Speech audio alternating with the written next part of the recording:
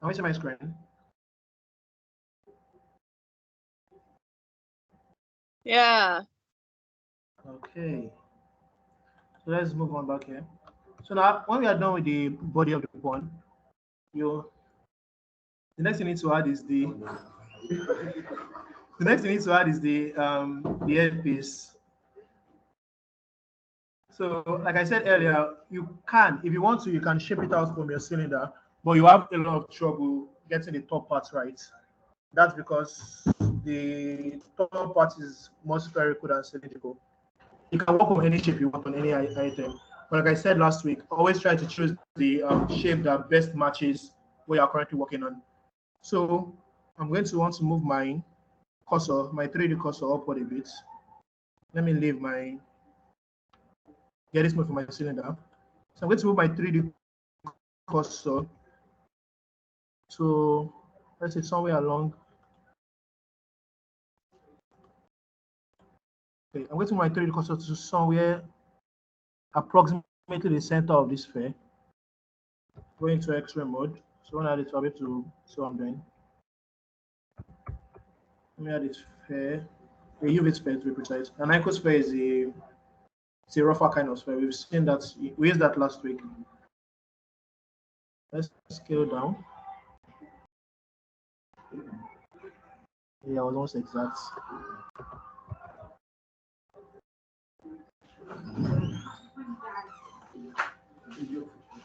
Okay. So this is what we'll be having now. Should I have something like this? So you want to place. Sorry, sir. Sorry, sir. Yeah. So sorry to draw it back. The image, I wanted to make it transparent as it said at the beginning, but I'm finding the transparency. I don't know what I don't know, sir. Okay, you recognize the properties panel, right? Yes, sir. I'm here. Okay, so click on your image first, so it's bring out the properties for your image. Then go to your image icon. It's the second to the last. Under the image icon, you will see opacity. It will be unselected. So you want to select the opacity and select it to, and decrease it to whatever value you want, from 0 to 1. 0 is completely transparent. 1 is completely. Sir, I'm sorry. Maybe it's because it's my Blender version. I'm using Blender 2.9 something, sharp or 8 something. So it's not showing opacity. It's showing transparency, and the transparency is like what was is disabled at that point. The color of it, I don't know. Can you enable it? No. Interesting. Like the color of it is grayer than the rest, so that is disabled. Okay, come over to team so you can see my screen. Yes, I can see. Okay, you can see under the image settings. You can see there's empty and there's image. Are you working under the empty, not under the image? Yes, I'm working under empty. But that's probably because you're using an older version. Yes, that is the problem. I'm not sure where the opacity will be in your version, but it doesn't really affect. You can still work without it, as you can see. Okay, sir. You can still work without it. Just okay, you can continue. I'll find a way about it. Sorry, is it icosphere or sphere you added? What does it look like? A sphere. Exactly. Okay, and also, what key do you use to put that 3D cursor up there? I think it's an hotkey. I selected my 3D cursor from here. Okay, shift spacebar apparently, but I don't use that for it. Okay. Besides, you don't need to move the 3D cursor up there. You can manually move the sphere when you added the sphere to the other point. But I moved mine there so I can make it so I can watch the radius a bit. Okay, so when we have a sphere there, we'll basically want to check it from other viewpoints to make sure it's sitting directly on the head of the pond. I'm currently viewing it from y-axis, so I'm swapping to the x-axis, and you can see the issues here. It's not sitting on it from this viewpoint. And you can remember from the first class, I said that it's advisable to work on multiple viewpoints with multiple 3 workspaces open. If we had another one open, I'll have cut that more easily. So here we have a one piece all finished. And move your the sphere down a bit to make it match more. But I think this is okay. Have you all done this?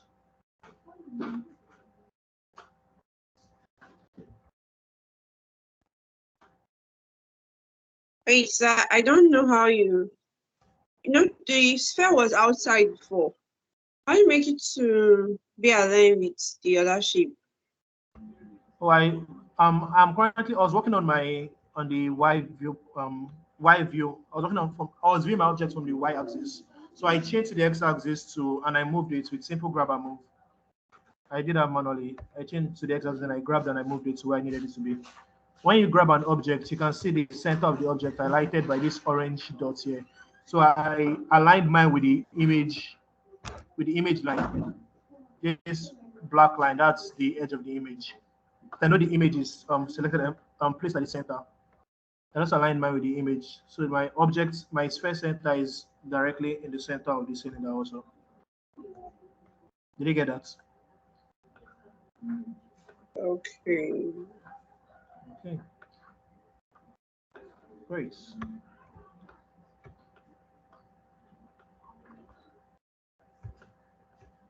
Now, so we can make this work as one piece. We'll need to join the two of them together. And I went through some ways to do that last class. Wants to remind me. You can hide your image if you're done with it. But I can even delete it. You don't need it again.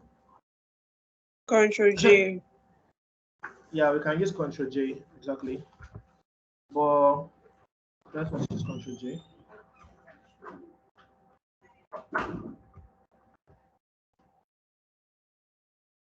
Yeah, we can use Control J for that. But if we look at it, you can see that the sphere is still showing within the bond body. And if we needed to do some extra modeling to this, it will cause problems because usually we know our chess pieces, sorry, they are thick, they are not hollow within. So basically what this means is that we have two objects existing in the same space and we have to 3D print this, it will crash your printer. So what we can do, instead of using the Ctrl J to join the object, what else can we do? Boolean. Excellent. Yeah, so you can use a Boolean modifier to add the two together. So you select the body, come to the modifier, apply and add a Boolean, apply Boolean sphere head. We want to work on that union. Let's remember that. And then apply. So now delete the original sphere, and we have one body. Doesn't intercept each other, it doesn't go within each other, just one body. Can we see that? Yeah. Is it union you pressed? Yeah, it's union. Difference to create a hole in the body. It's create a spherical shaped hole in the body. So you also add union.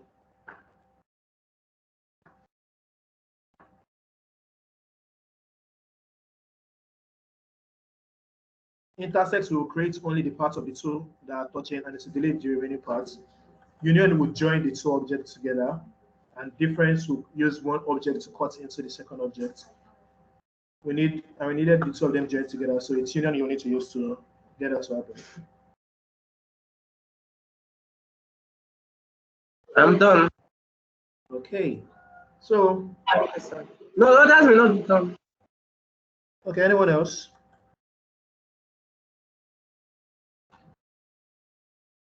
Anyone else? So after doing that, did you apply or something? Oh yes, you have to apply. If you've not applied your modifier, it's just showing you the effects. Nothing has actually happened. You always have to apply your modifier when once you are done with it, you apply your modifier. And when you're working on a large model, it's always advisable to make a duplicate of your model and save it in an empty collection. I will show you how to do that later. make a duplicate of your model and save an empty collection before you apply your modifiers, because it's not always easy to go back. You can't undo a modifier after applying it with Control Z, of course, but once you've gone beyond a certain point, you can't undo it. And there's sometimes you might need to change some things. So it's advisable that every once in a while you duplicate your everything on your screen, duplicate all your objects if you're working on a large project, and save them in an empty collection. So you can always go back to a previous version of it if you made a large mistake. So finally, you will notice that the piece is kind of rough. The edges are sharp and it gives this coarse look, unlike the actual chess piece that is very smooth. So what you want to do is to right click and click on Shade Smooth. It's going to give the object a smoothened look. As you can see here, every object in the Blender is automatically shaded flatly to give you the edges so you can work properly with the edges. But if you want to, you can shade the object smooth so it's smoother. This does not affect your edit mode. You can see that the edges are still there in the edit mode. Just makes it look, it makes the curve look more defined. But something else you can also do if you don't want to do that. Let's maybe back to shade flat. There's another modifier called Subdivision Subsurface. So let's think about this during the week actually. So you can apply a sub to your object. Now, can we come to the Slack channel so you can view my screen? Sir? So the team, sorry. Okay, I want to please view the screen so you can see what I'm doing here. I want to show you the difference between the subdivision modifier and shading an object smooth. Now, when we shaded our object smooth, we got exactly what we wanted, a smoothened object. However, sometimes it doesn't always work as perfectly as this sometimes. So let's come back to shade flat. So there's another modifier you can use to achieve the same effect. Basically, they work slightly differently. What the shade smooth does is it smooths the edges, sort of like compresses the edges. So the object is kind of a bit smaller when it's shade smooth, and it smooths out the edges. But the modifier we want to use here is called Subdivision Surface. So let's apply that now, and you can see that the effect is immediate. You can remove the levels viewport down to 0 to show you back, to show the original object here. If you increase it to 1, you can see the effect on it immediately. And the more you increase it, the smoother it becomes. But as with everything else in Blender, the more you increase it, the more difficult it becomes to handle, and the more complex the object becomes. So let's leave this on its 2. It 2 looks perfect here. Now, if you open your viewports, you would see something like this. It's better to face from the bottom. You can see something like this.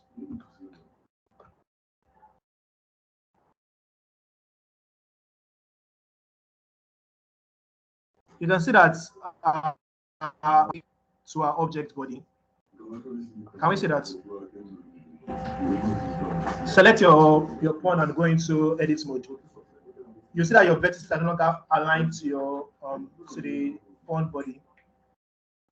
Sorry for Yes, coming sir. again. I don't get it. Okay, so let me come again. So let me undo the subdivision.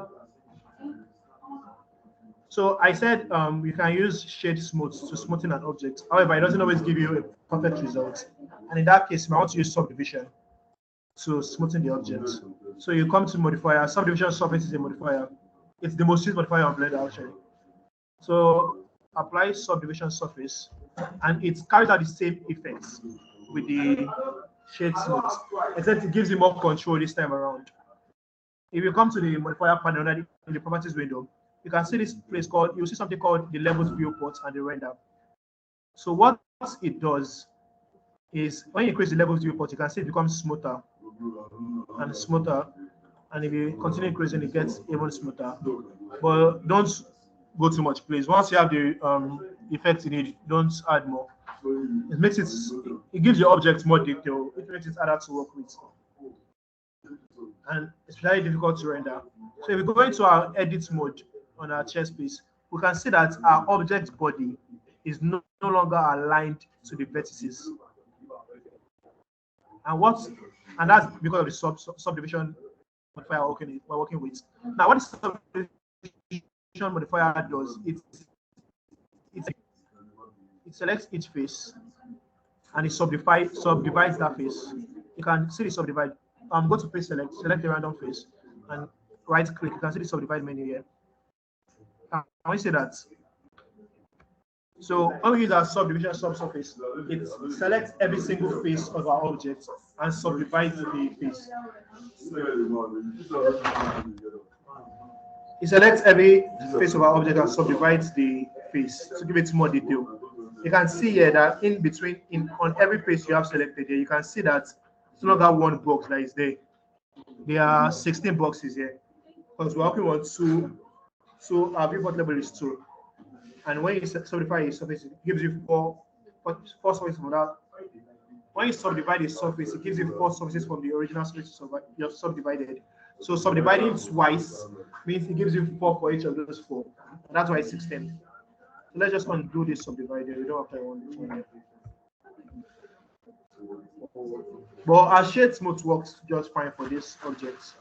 So you can apply your subdivider, you can shade smooth. Either one. Doesn't really matter.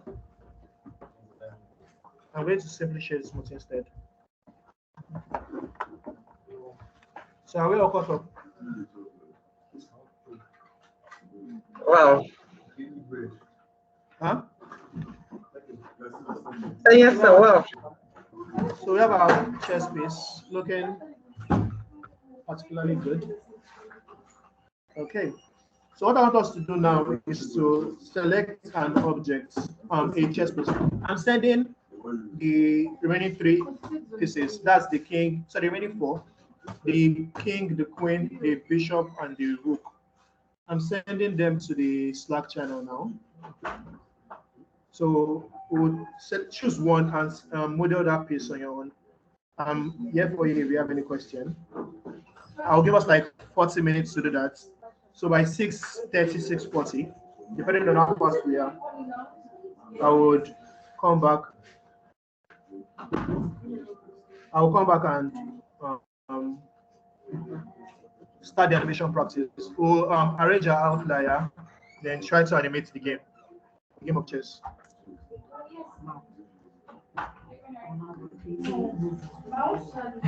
I don't know what is looking at it.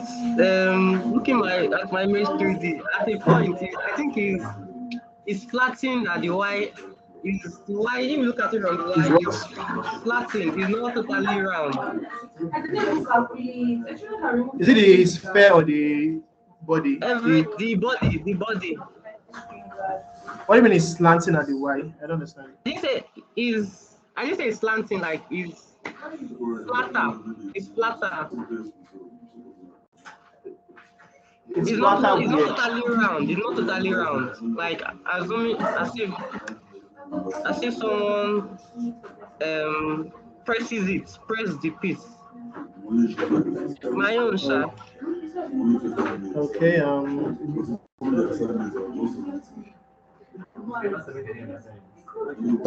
Okay. I have a similar problem. Like the body is not round. So, Not me. Wow. Okay. When we're working with our loop cuts, did we fix the scale on a specific axis? Because we have to scale across all 3 axes. Oh, we just scaled that. We didn't fix it as a particular axis. I scaled wire. Now that's the problem. You that scaled across Y axis, that's the problem you're having. Just flattening it on one axis. So you need to scale across all 3 axes to get the proper round shape. And Ajayi said it's scaled across all 3, but you're still having a similar problem. Were you in X-ray mode? Yes, sir. So you're working from X-ray mode? Yes, sir. Okay. You probably did select all your vertices on each line. You selected all your vertices on each line. You shouldn't have that problem. Okay, let me try it for the other images. I'll see. Thank you. I'll try to see my. So I've sent the rook, the bishop, and the queen. Let me send the king. Just choose when I'm doing one. You don't have to do all three. You don't have time to do all three. You have to do only one. All right.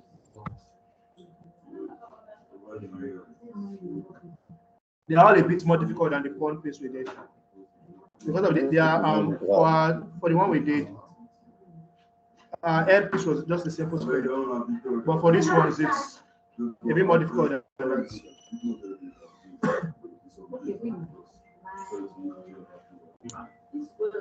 Yes, Let I've me seen give you the some error. I think I only scaled it on one axis because I duplicated the image, the reference image, and I put it perpendicular to the other one. Okay. And I'm looking at it and it's not aligned though. I'll try it. I'll try and Don't bother redoing this one. Just select a new piece from the Slack channel and work on that one. The body follows the same principle. okay, sir. The body follows the same principle. It's just yeah. Okay. Thank you. No problem. This bishop looks scary. Okay. Let me just give you some tips for all three, for all four. Sorry. So for our queen, you want to make the entire body. You want to make the entire body with the cylinder, but at the top piece for the top, the part that it looks a bit curved upward, you might want to use loop cuts. Not loop cuts, sorry. You want to use booleans with difference now, not union. You want to use boolean, you duplicate the object around the queen edge and use boolean for the top piece. Then for the did you get that? You can do it another way. Choose one and work on it. I swear. Choose one and work on it. Even for the bishop too. The bishop is for the bishop. Basically, create what we created for a pawn. Use a boolean with a flattened cube at an angle to the head. Then put a third. Then put a cylinder on top of it. But choose one and work on it. If you have any question, just ask me. I'm here. Let's choose one and work on it. Why did you say that? I just sent the king if that's what you want to do.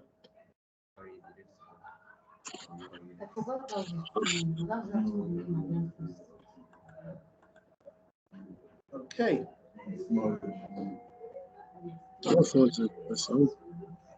Huh? We have to 6:45 to do that. So we have 40 minutes. No, 6:40. Let me give it 5 minutes. So you can do some. So you can read the outline afterwards.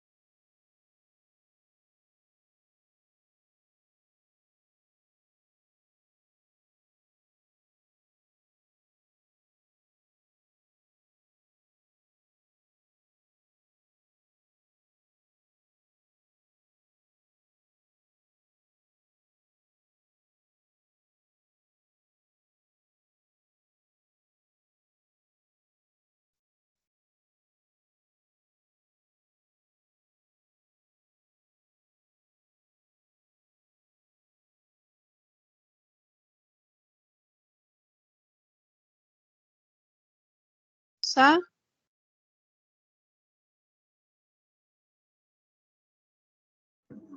Hello? We can leave the meeting and come back, right? What? Can we leave the meeting and come back around 6:30 or so? Oh, of course. You come back around 6, just be back before 6:40. What piece are you making? I haven't decided. You still haven't decided by now? Okay, no problem.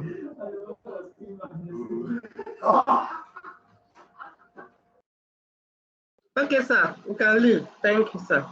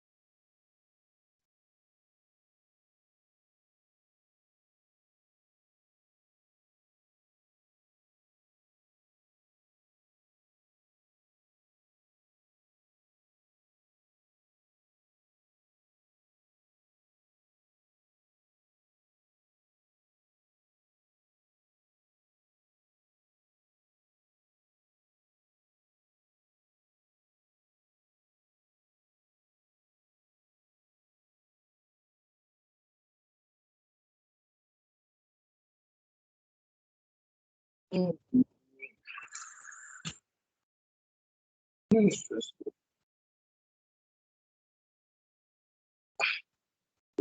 did you get for?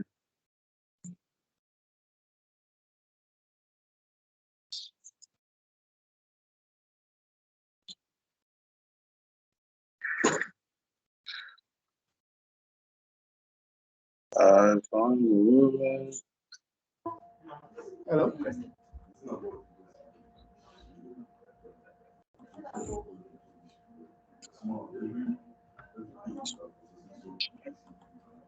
Yeah.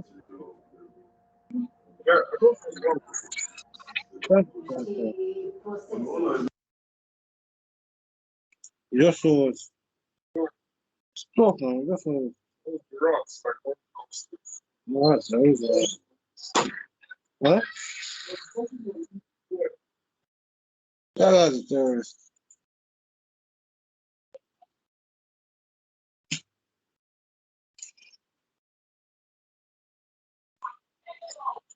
Yeah, that image.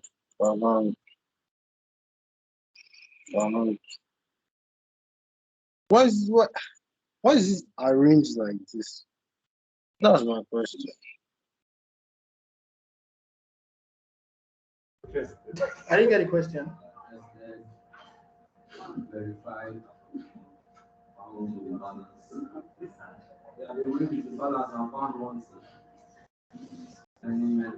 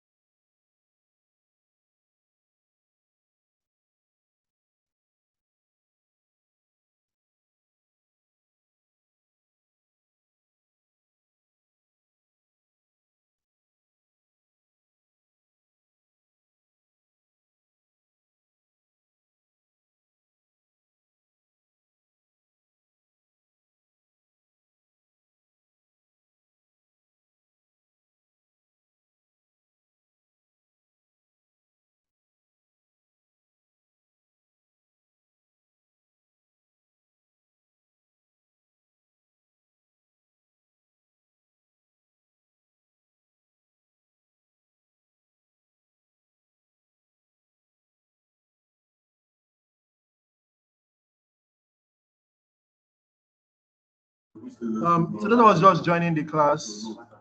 We modeled this piece at the beginning of the class. Then I sent the other pieces of the chessboard to the Slack channel. You have to select one. You have to select one piece from that channel and try and model it. And by around 6:40, we will all come back together to try and to arrange our outlier and animate the piece. I hope I have enough time for that.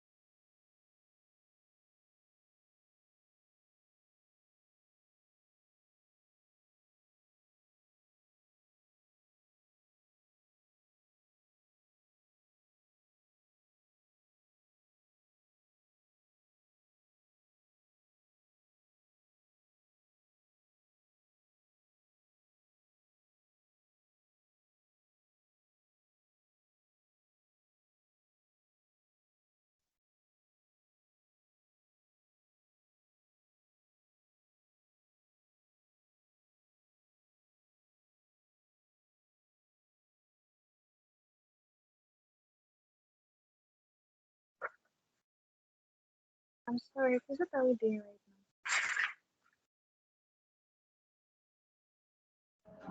right I just joined the class. now? Yes. Oh, okay. We modeled. We're trying to create a chessboard. We modeled the chess, the pawn, using using the image. I think I've deleted my image. Okay, I didn't delete it. Using this image. So I sent the other images for the other chess pieces to the Slack channel. We have to try and model each of one of those pieces. Just select one and model it. Hello? Did you get that? Yes, I did. Thank you.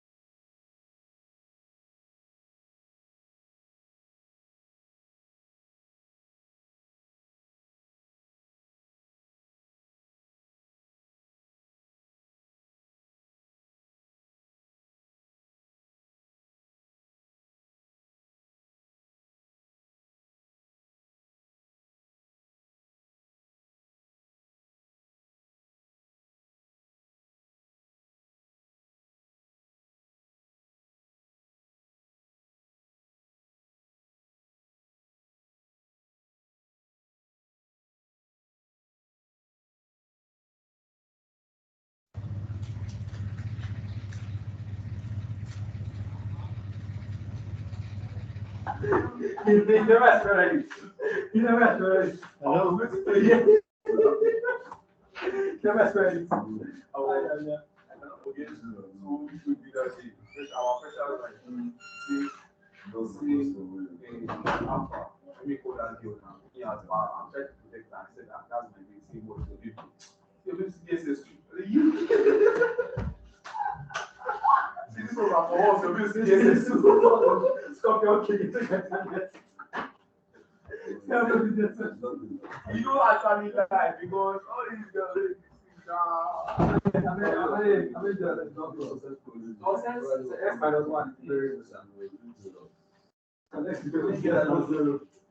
I don't know.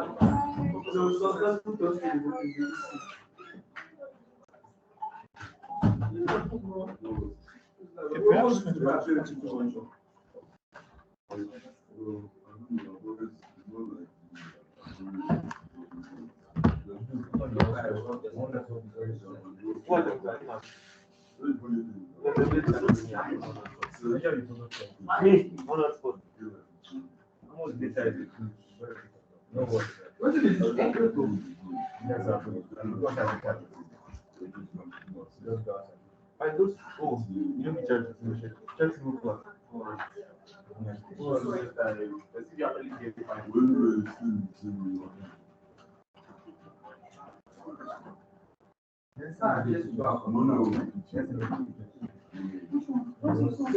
father wanted me to go for the game.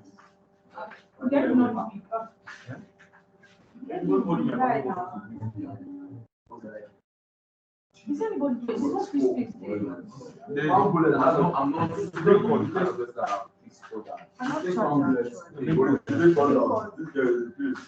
not like they can tell you.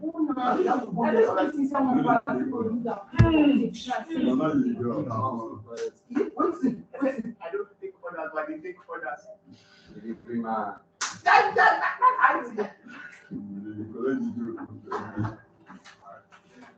Like you don't know the kind of orders that. Mouse. What is kind of army or you transfer it up and down, and I don't think they can locate outside the country. They can't. So I don't have power to stay in this country.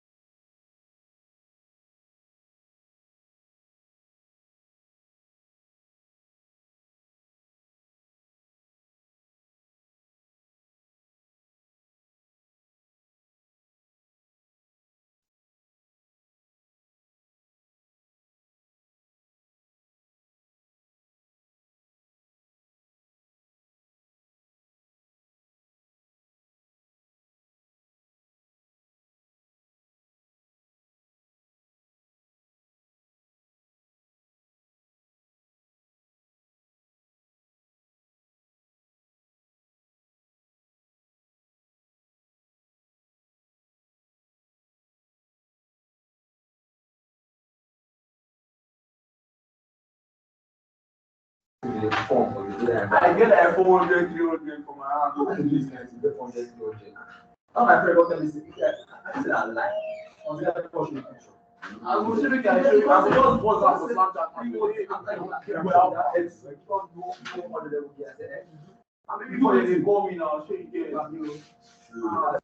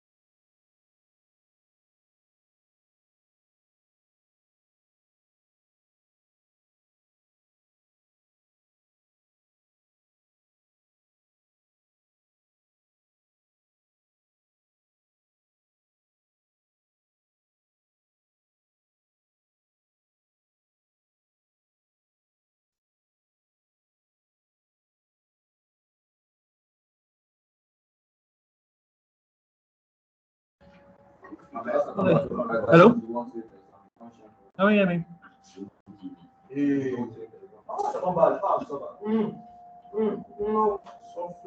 Hello, can you guys hear me?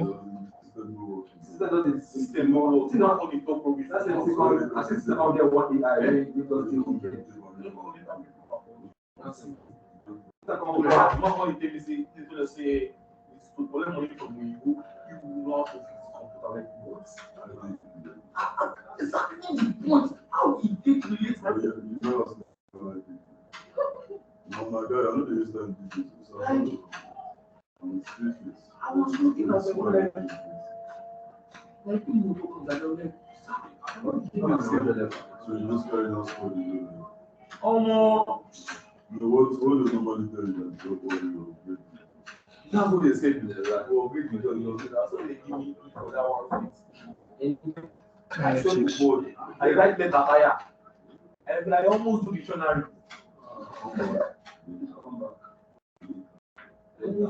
Even my thing said, that one said the show is welcome to damn. To see them put down for that, we also go fishing. Can you guys hear me?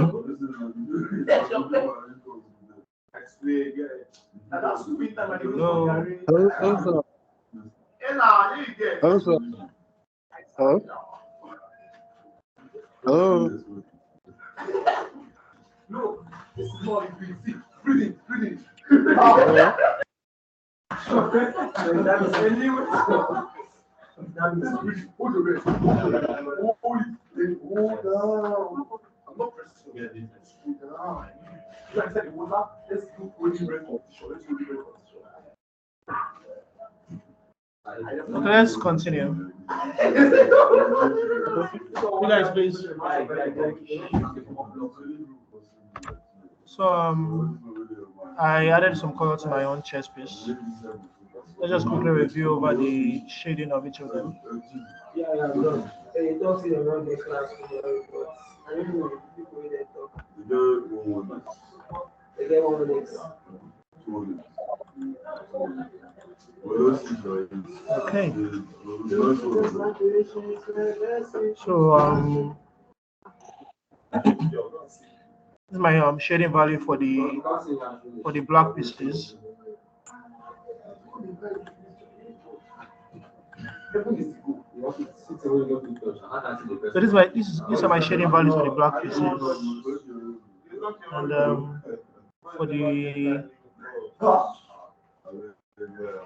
for the board it's a bit more complex.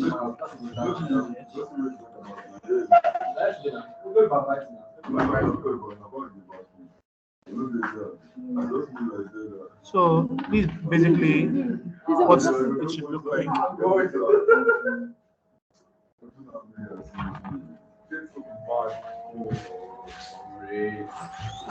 So let's move to our outlier.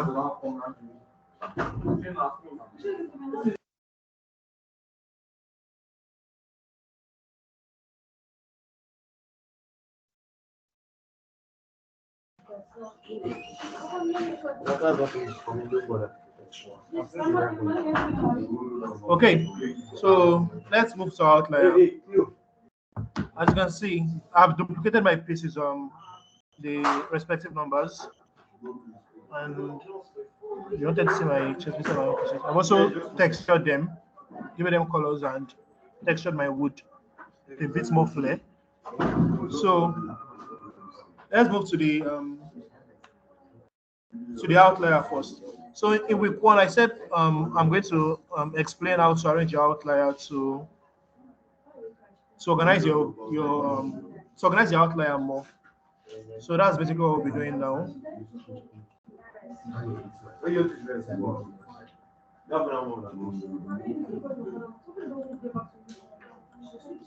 So that's basically what we're doing now. We want to organize our outlier. So the first thing we need to know how to do is to rename our objects. I explained that the outlier is kind of a bird's eye view of your scene. Everything you have in your outlier is represented in your 3D workspace. And when you add a new object, it is added to your outlier. I've already renamed my object here, but I'll still show you how to do it. So you select the object you want to rename. You can select it from the 3D workspace, and you press F2. It's the same convention with the usual Microsoft convention, the F2 button. F2 can be simply used to rename. You select whatever object you want to name, and you use F2 to name it. The objects are usually named automatically based on their base shapes. If I add a cube now, you can see that it's added here as a cube. And you can click F2 to rename that cube as whatever I want to name it. Let's call it empty. So I'll just delete that, you don't need it. So I've named all my pieces here. I didn't want to do that in class because obviously it can take time. So I named select the object you want to name. You can select it either on the 3D workspace or you can select it from your outlier. It doesn't matter. Once you click F2, it bring up the naming button, bring up the naming tab. So when we've named our object to whatever we want to name it as, you don't have to follow this. I used B bishop here and B bishop 001. That's black bishop 1 and black bishop 2 for my two black bishops. I use for the W king is for the white king, and W bishop is for the white bishop. That's just the convention I used to name my objects. Make sure you know what you're naming your object, because when you need to control them later, it's best to understand how they look. So the main issue with using the outlier here is actually putting things in collections. So I already have a collection here built. So to open a new collection, simply right click on an empty space in your outlier, not above your objects. You right click on an empty space in your outlier and press a new collection. The collection is usually added to the top. You can also rename that collection. Let me rename my collection white pieces. Then I can move my white pieces under that collection. I didn't name that completely. So white pieces. So to move my pieces to that white collection, you can simply highlight all the white pieces.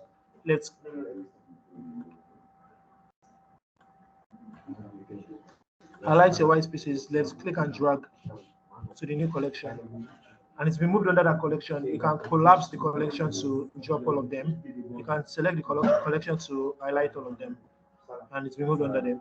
So I can also, within this white spaces collection, I can create a new collection also. Just over the collection board, not any of the objects. Over the collection board and right click and click on new. It's to create a new collection within the collection you're working on. Let me name this for my pawns. I can move the pawn pieces over here into the collection. So you can collapse this. And you can do the same for your bishops, and for your rooks. Those are the duplicated objects. But that's not necessary. And you can repeat that for your black pieces.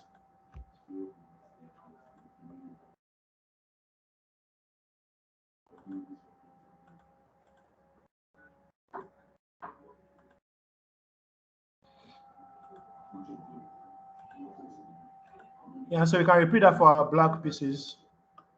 Rename the collection, so let's say black pieces.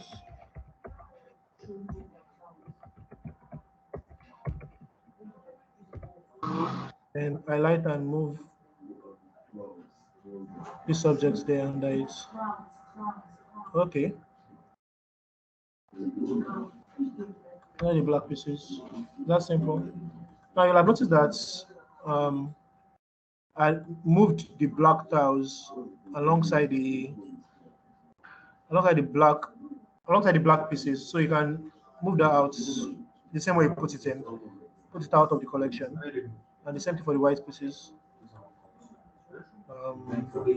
Sorry, I'm lost. I don't know. Sorry, someone's speaking. I can't hear you. I said sorry. I just joined. I'm lost. Okay, let me just quickly After the break. You can see my screen, right? Yes, sir. Okay, so let me undo all of this. Come in.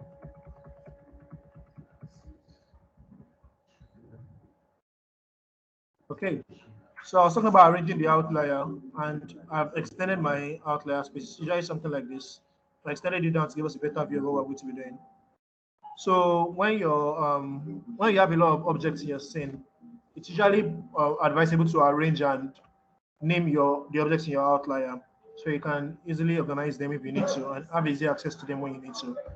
So you to add a new collection, over an empty space in your outlier, right click and select a new collection. You can rename the collection or any other objects by the usual Microsoft convention, pressing F2. If you press F2, you can rename it. Just let me name this white pieces, and this new one for black pieces. For black pieces.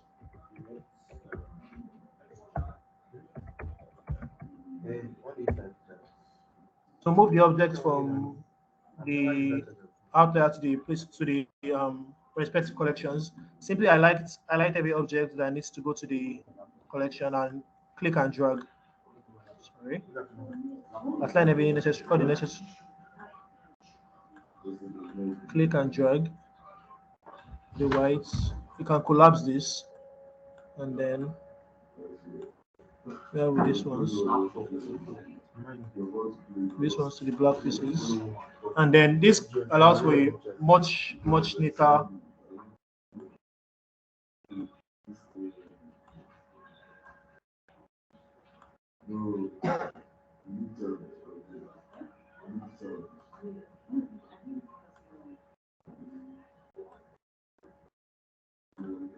this allows for a much neater outlier, and it allows us to organize our scene more. I didn't want to do this earlier because we hadn't actually done anything with a lot of objects in our scene. So as I'm doing this now, so I kind of briefly explained this in week one, but that's basically how to do it. It follows the normal Microsoft convention of F2 to rename, and just highlight and drag to whatever piece you want to highlight and drag into it into. So I have a question. go ahead. Sorry, did you just make this the board itself now? No. I did it before the class. No, I did it before the And that's class. why I said, thank you, sir. Okay. Okay. So I want to touch on the basics of animation. We only have like 10 minutes, so we won't actually be animating anything today. I'll just show you how it's done, and we'll do that before we begin our class next week. So the idea of animation, there are three types of animation you can make with Blender. There is keyframe animation, there is amateurs, and there are simulations. So the easiest one, or the most basic one, is the keyframe animation, and it's kind of the easiest, and it's also the most difficult in a way, because using keyframe animation, you actually have to move the objects manually to every single point you want to do it, and to do that for a long video, and by long video I mean just like 1 minute, go, it can get very tedious. So let me just show you what I mean by keyframe animation. The Alt key for your keyframe animation is I. You select on any object and you click on I. You want to bring up your timeline for this. You want to bring up your timeline so you can have better control of it.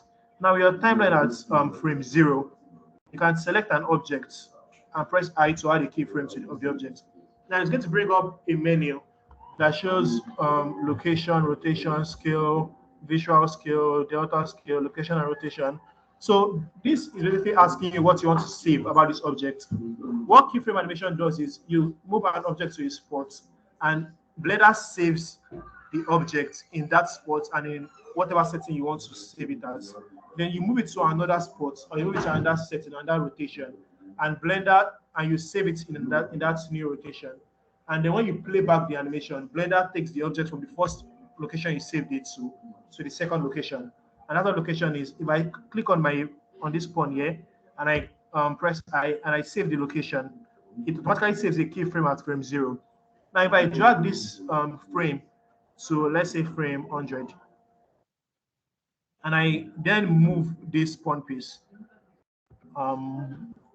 vertically by 2 positions, and I then save a new location at this point here. When I play back the keyframe animation, basically the pawn piece moves forward.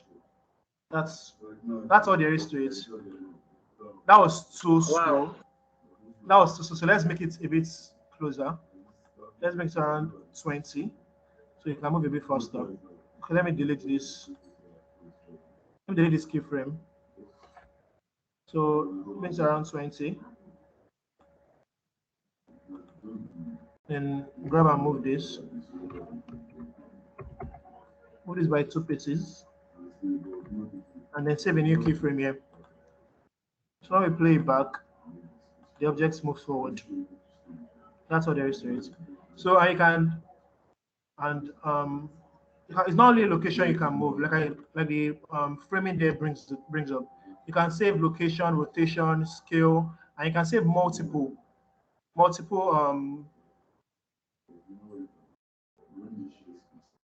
transformations at once. If I move up my location and rotation, if I put my location and rotation, let me say location and rotation, I save that there and I bring it around 30, and I bring my, okay, I can't move the rook now, can I? Sorry, I don't play too much chess. So I can't move my rook now. So let's see. We have to start from 20 to save this new keyframe because our pawn movement also have to be recorded. So let my opponent make a move. Let me move this one so you can bring his bishop down later.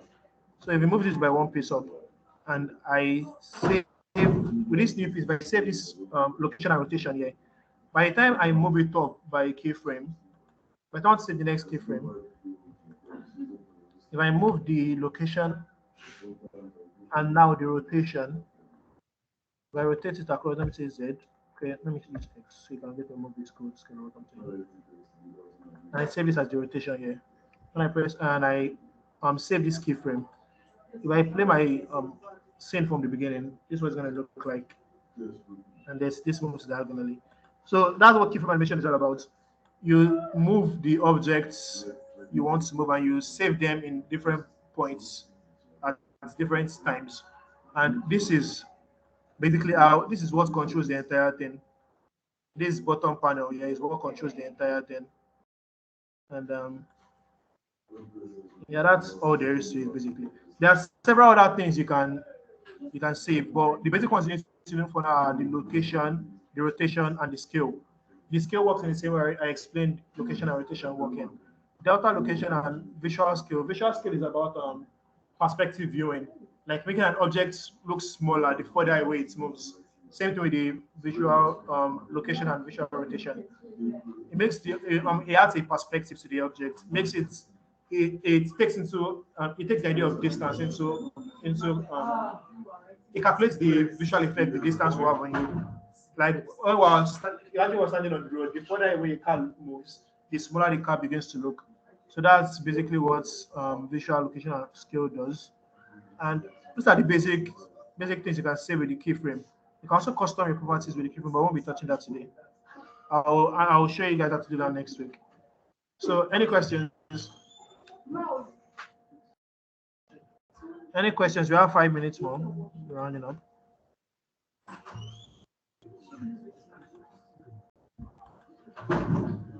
How did our exercise go? Were we able to model our pieces correctly? Were we able to model our pieces correctly? So Yeah, go on. yeah, I'm doing the roof. How did you do the top part of it? How did I do the top part of the roof? Okay. So let me show you something. Let me hide this. Let me add a simple cube. By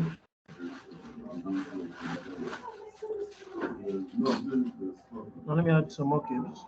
Some more cylinders, sorry. Another cylinder. Go across Y. And I scale it down.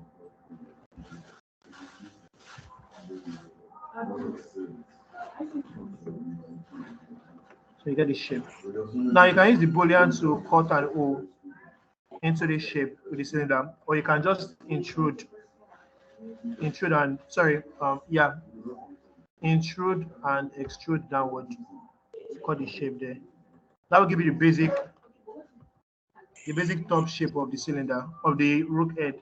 Now the real problem here is how do you cut the individual holes at this point? I'm sure I'll have been the problem with what's how to do it.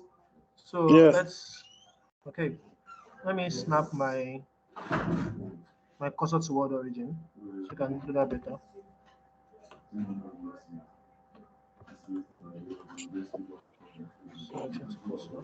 Okay, so let's come with our cubes. Let's start with our cubes.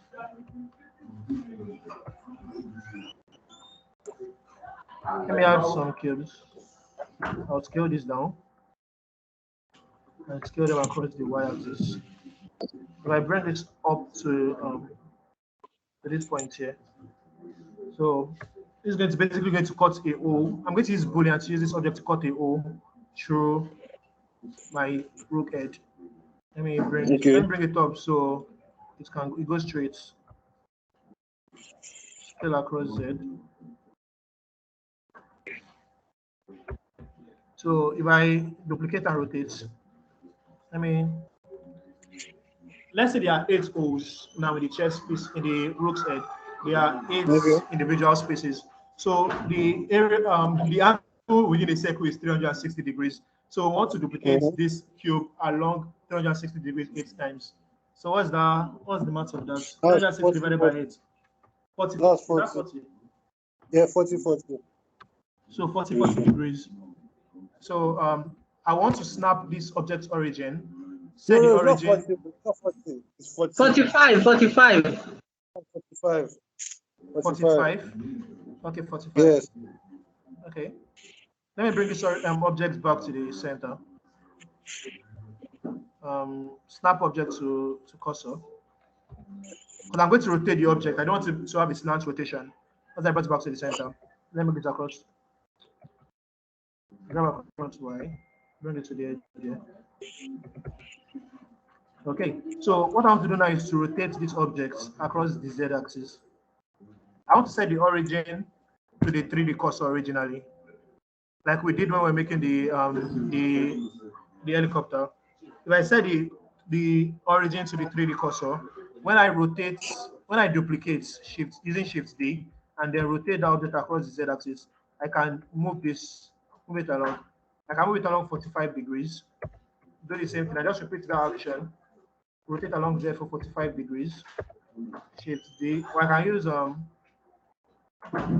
Shift R, I believe. Yeah. Shift R means repeat. So I can also shift out to repeat that movement. Do you understand that? Yeah. So holding Shift, I want to join all pieces together. Using Control J. Then let me bring this up. Across the z-axis along my root edge. Then I can apply a boolean. I don't mind Blender is bringing up my timeline with this stuff, but let's just ignore that for now.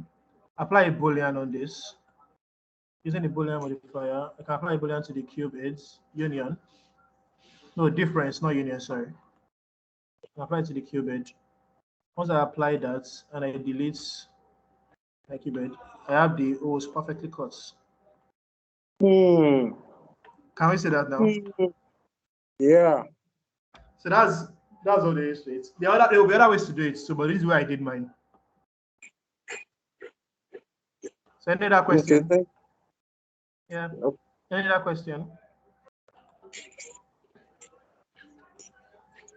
Okay. David, you have your hand raised. Hello, David. Yeah, you raised your hand. Go on.